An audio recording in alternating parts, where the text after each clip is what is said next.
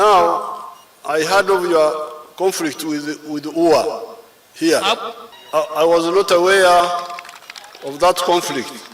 When I heard about it, I said, okay, let the Karamoja go back and graze with the animals. When we get time, we are going to sit down and discuss. Some of the Karamoja were saying, UA loves animals more than the human beings. We keep the animals to attract people to come and see them. And when they come, they bring money. They build hotels. So you create jobs there.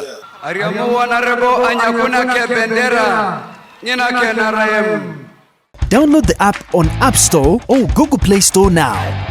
Vision Digital Experience, the future of media.